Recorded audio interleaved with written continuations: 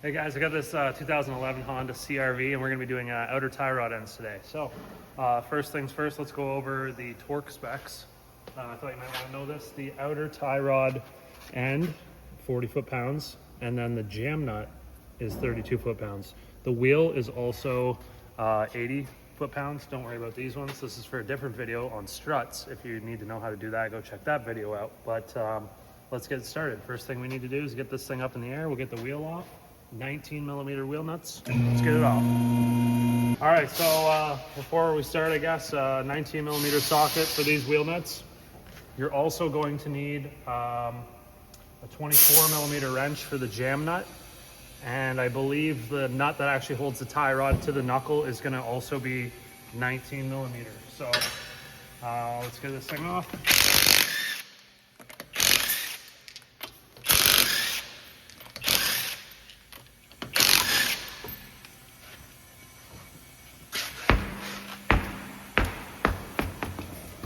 Now, if you want, so here's your tie rod end.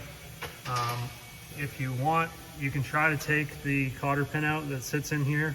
You can see this one has broken off because it's rusted in there. So a lot of times if you're using an impact gun, you can just go ahead, and if you have a powerful enough impact gun, don't even worry about taking the cotter pin out. Hammer the socket on and just let it rip and take this nut off.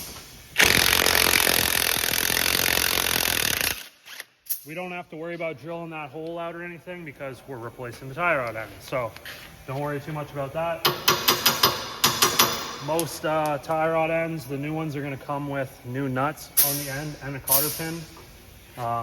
Unless you buy like a really cheap one that doesn't for some reason. But next thing we need to do is break this jam nut free. So 24 millimeter wrench. And that's all we want to do is just break it free like that. Now we want to get this tie rod end out of the knuckle.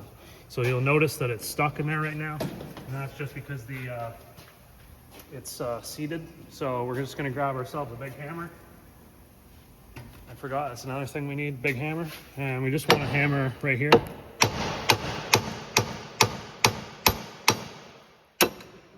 Just like that. And we can just go ahead and spin this thing off, and then we'll be able to put our new one on and go back together.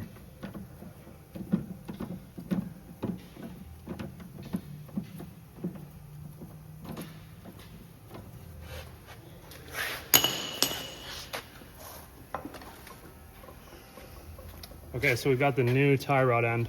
This one's greasable. It's made by Moog. There's many different companies that make them.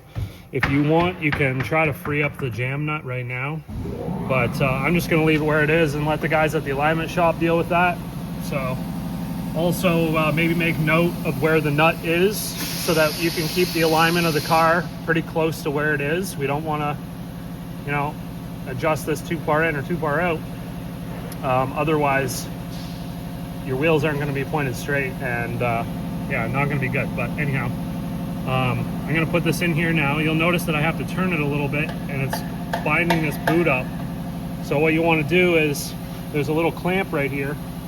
We're gonna use our pliers and we're going to try to get this boot to move like so, just so that it's not all bound up like the way it was. And then we'll just get that to drop through so we can get our nut started. All right, so we take our new nut and start that. You'll see it's a castle nut, so we want the fingers of it pointed down and away.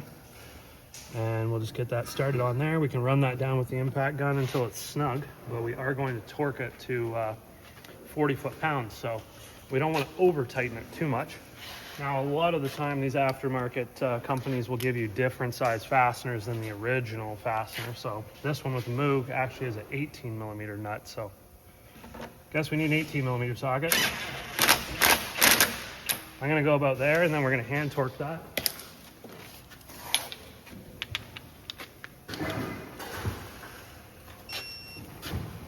Set this thing to 40.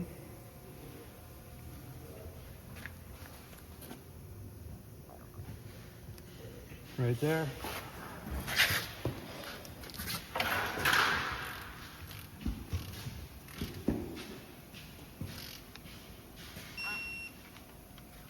So right about there, Then we're going to go ahead and take our cotter pin, pass it through the hole, and bend it down and around so that it can't come back out. That's just in there as a safety measure so that if the nut were to ever come loose, it can't really fall off. You'll see, like I said, there's a grease hole at the top. So we're going to take the grease nipple that's supplied in the bag, also install that so that we can fill this boot up full of grease. Hopefully give it a chance at surviving a good amount of time. I'll grab a wrench to tighten that down, but in the meantime, let's snug this jam nut back down. So this thing actually, like I say, gets torqued to 32 foot-pounds. I'm just going to adjust that boot again. But wherever you take it to get aligned, you will want to get it aligned after you're done this. But whoever's going to work on it, they're going to have to loosen it off anyways. But in the meantime, it's good practice to torque it down.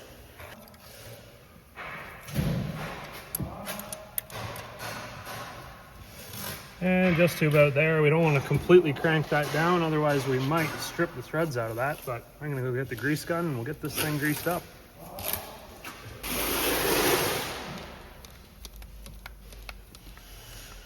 Give that some pumps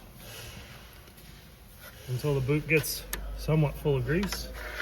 And then we don't want to pump too much grease into that. We don't want it to be like completely expanded right out, but enough that, you know, give it like 4 or 5 pumps of grease. And then I think that's pretty much it. We just got to put the wheel back on and we're pretty much done.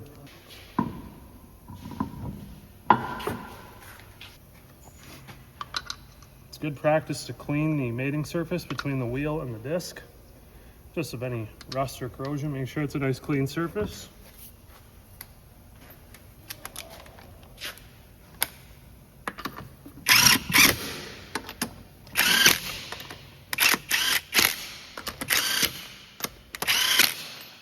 And then after that, we just want to make sure that they're torqued down.